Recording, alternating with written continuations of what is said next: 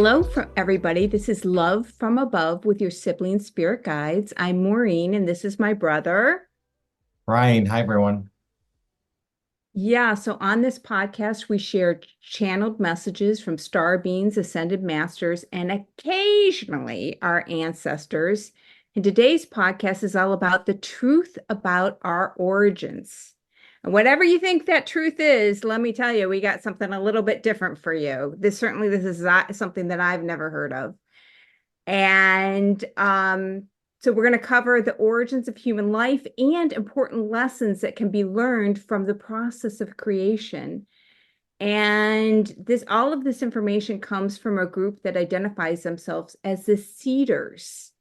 And they describe themselves as the creators of all life on all planets. So I don't know. Brian, you want to kick this off with our first topic? Yeah, sure. So, yeah, this is interesting. When's the first time we heard? I guess it was starting in February. We heard from them, and probably 6 or 7 times, I think, in total, right?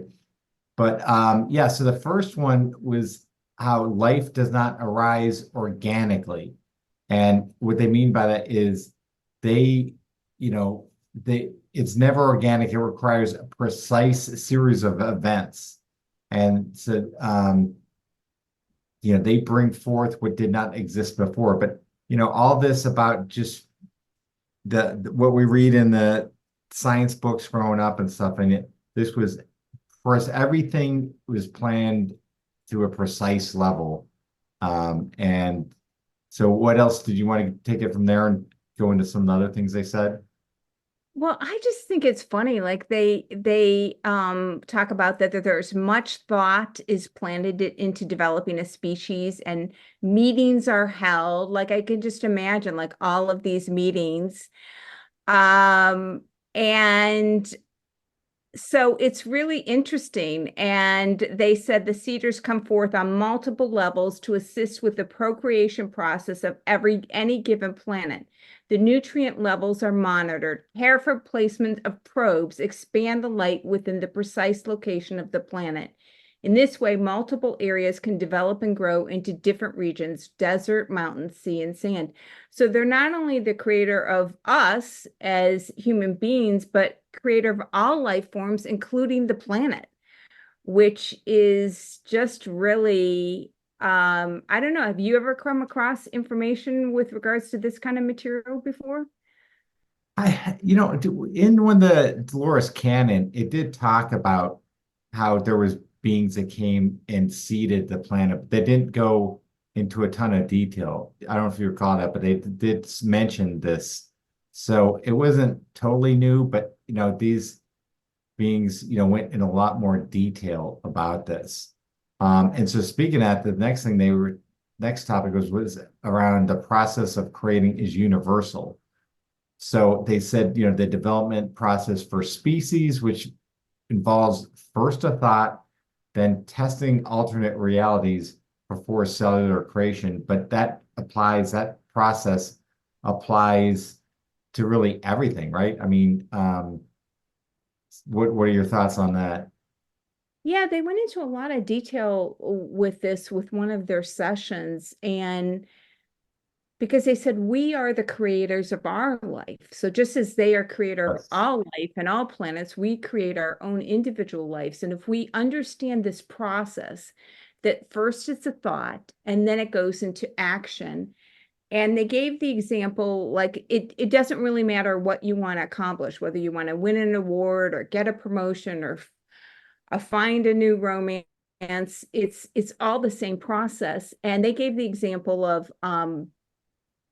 if you wanted to start dating someone new. So first in your thoughts, you would start to think about like, what do I want in the partner? Do I want him or her to be funny or to get along well with my family or whatever the characteristics that you would prize? And then the next step would be the demo step, which is where you would actually start to take action and go out and date. And then maybe you decided you wanted someone who was really funny, and then you decide, oh, being with someone funny is not that funny itself, so you revise what you revise the characteristics that you prize. So it's just, I thought that that was really, really fascinating. And they say in this way, all matter is birth. And once you understand the process, you can apply it to anything you wish to desire. So yeah, I agree. We should start selling this as a manifestation course, right, Maureen? And there you go, the three-step process. No, but it is cool. I mean, it's really true. I mean, for anything that you want, it's you can apply this process, and you know, so it's really interesting to hear that from them. So, all right. So the next topic is around human creation, and this was very interesting. I thought the Cedars talk about using volunteers with unisex bodies to birth the new species on Earth, and that they select the birthing locations was carefully selected and constantly monitoring. That was a new one for me. So, Did you ever think you'd be on a podcast, brother, sharing this information? yeah, again, I'm just the messenger here. I'm not, but yeah, it's interesting. Unisex bodies. I really don't know what to make of that, but I'm gonna just leave that where it is. uh, um, I have a lot of questions, but that's not the time for Yeah, so they went into that they used host forms, which means the birthing process was done with a volunteer. And they said these volunteers sacrificed greatly to bring life onto this planet, with numerous life forms, which could not exist without the hosting process. So what does that mean? Again, I would have numerous questions with regards to this. And these unisex beings who volunteered to deliver new life are recognized for their valiant efforts.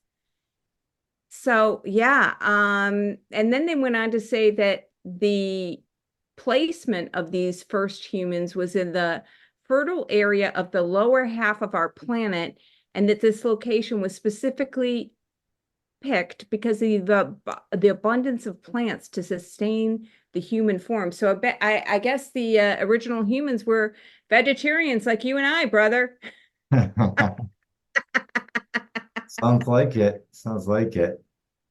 Yeah. So yeah, I'm very interested. Very interesting to learn this. But then, I'm just going to keep because we have so much material to get through, and I'm trying to keep these to a consumable amount of time. So I'm just going to keep cranking on these. So then they talk about the importance of balance, and the Cedars emphasize the need for precise planning and balance to create life. So they mention the importance of the chakras, and again, we've heard this before, the sound om for human well-being. Is that something you do on a regular basis, Maureen? I really don't, but I've heard that in other books and maybe podcasts too.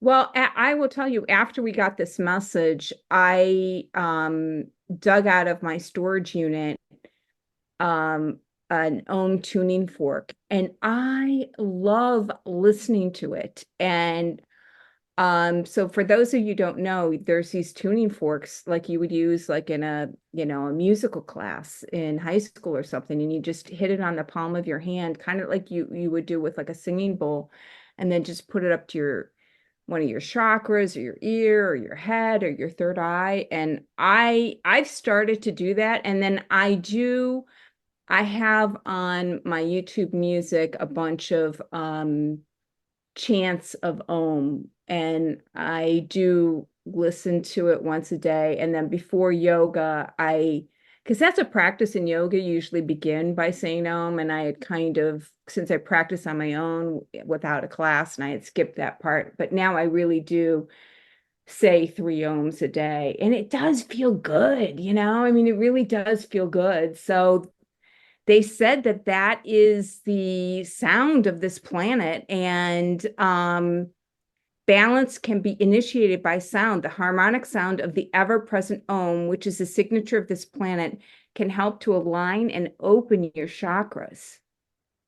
So yeah, that's a quick and easy fix to Yeah. align and open your chakras. So yeah, good recommendation there. So start doing that. And the other thing that we do on a daily basis that they recommend, um, I don't know if anyone's familiar with this, but it's called the Merkaba. And we use Maureen Saint Germain meditation that's like 8 minutes long. And they say the Merkaba is an essential tool in creating the optimal balance in human form.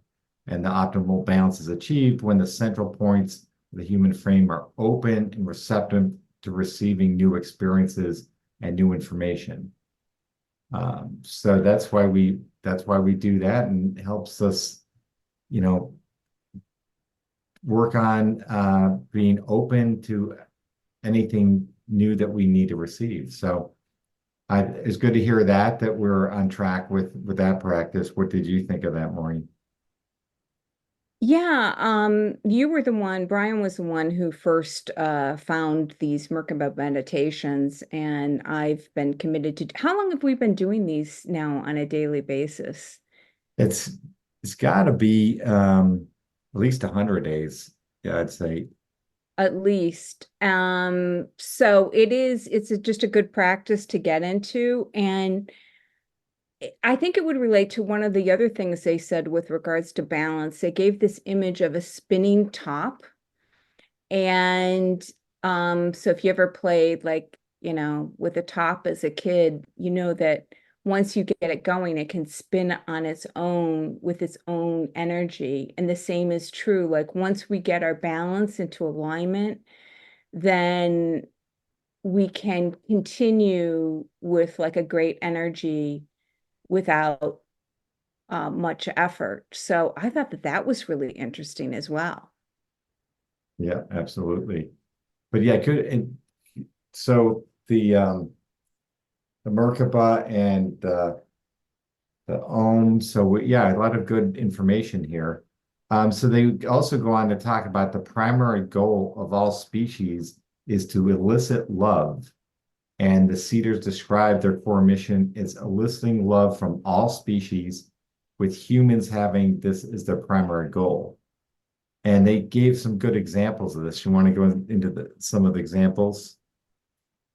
Yeah, well, they said that well, it goes in perfectly with our podcast, Love from Above, because so often this topic comes to the forefront is love. And they said that love is our first mission and the goal by which all of our lives are measured. And then they went in to say, which isn't this the truth, that loving yourself is often the most difficult task, which something that I could definitely relate to. But they went into like that each species that they create like has each species has like the primary goal is love, but there's also like a goal, like they said their goal for the butterfly was to elicit beauty. So who can't look at like the beauty of a butterfly's wings or how light they are as they flitter from flower to flower and just be, it's honestly, when I see a butterfly, I just kind of hold my breath and just, you know, take in that sight. And I know you have a lot of butterflies around your house, right, Brian? Right. Yeah. I sit in the back, and I was just noticing yesterday, there's always so many butterflies. I love it. And hummingbirds and dragonflies. So yeah, I'm grateful for all of that. So the next topic was around this, the Cedars job is never done. So it's not like they just, plop these life forms on the planet and they're done. They're on the next thing. So it says it's their really duty to babysit the life forms that they've inspired into creation. So they're like parents who are dotingly attending their newborn, watching them growing into the fullest expressions of themselves, and that they're really committed to all life forms throughout the multitudes of galaxies. That sounds like a big job.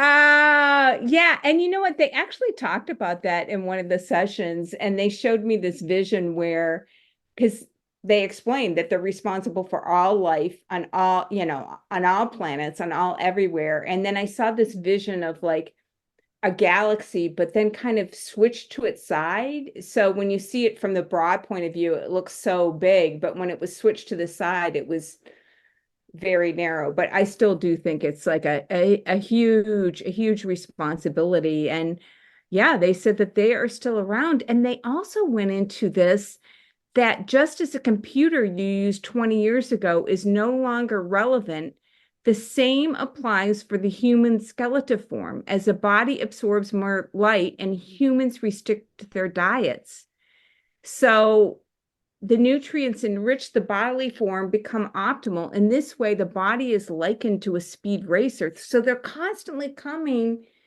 to adjust and attune our life forms. So, the body that existed like 50 years ago isn't really applicable today. I mean, what do you think about that?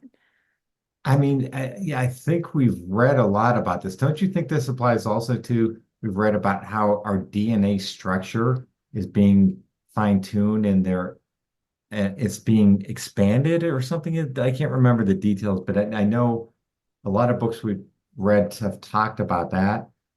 Also more of a crystalline structure.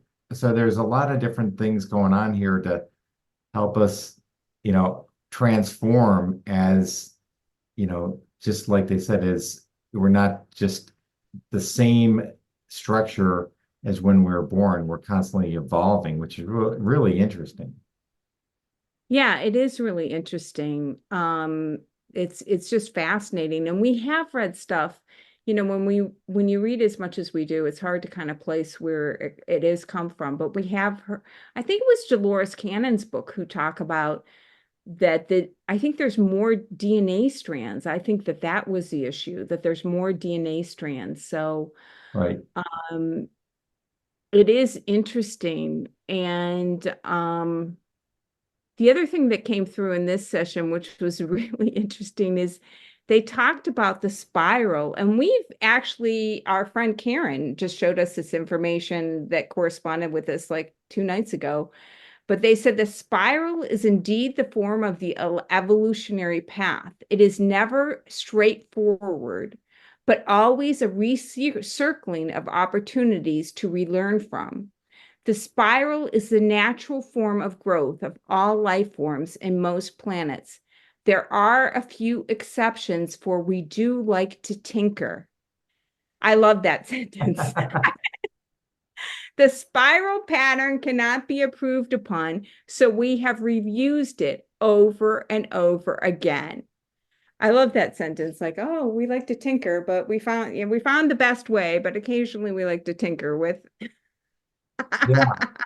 Yes.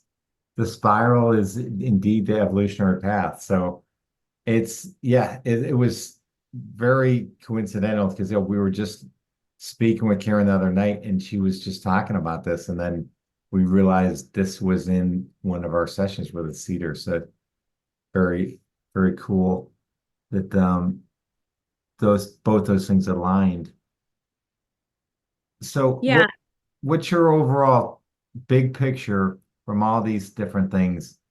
Um, what do you think of the Cedars and what do you want to make sure that we pass on to our listeners? there's so much good information from them. And FYI, I did reach out to them like a day or two ago and just said, we're going to do a podcast on you. Is there any more information? And they said, no, this is the complete information that they want us to share. But I love the idea that they're like a doting parent. So we all love to have our parents, our grandparents dote on us, even at my age. But that they're just lovingly surrounding us and always involved with creating a better life for all of the creations that they've made throughout the universe. So I don't know how they do this.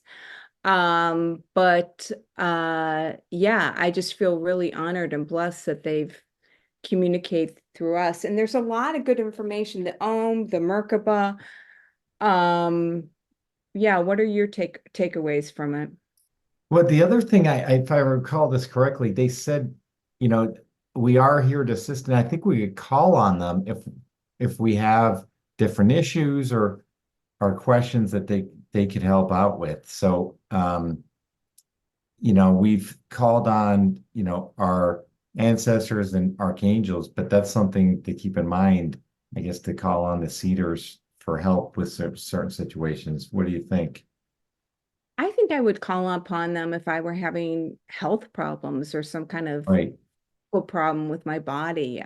Since they are, it says they're constantly tweaking and attuning the life forms that they create. So I think if anyone is, undergoing any kind of health issue, that they would be someone that certainly has the capacity, if they can create us, and they can help heal us. So, um, yeah, but really, really interesting and lots of information that was certainly new to me. How about for you? Yeah, definitely. And like you said, some of this we've heard bits and pieces, but it was very interesting to have all this like in reviewing all these different sessions and everything that they've communicated. I think it was, you know, very enlightening. So thanks to the Cedars for providing this week's content. And I guess the other thing that I was just going to mention, we also got some guidance, and this is a ways away, but so we reference all these sessions, but we've been called on to publish those.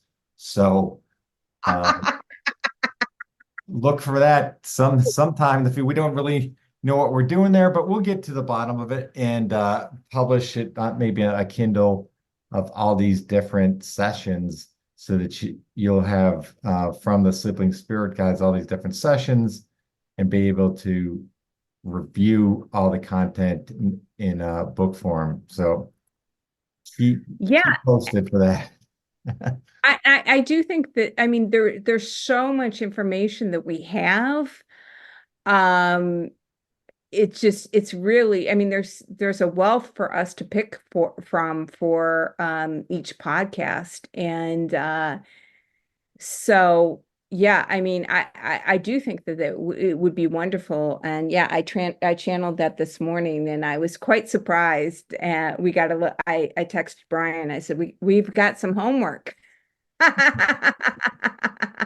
Okay, I'm good. I'm good with that. So yeah, I'll give us some another little project to take on, but it'll be good. Looking forward to that.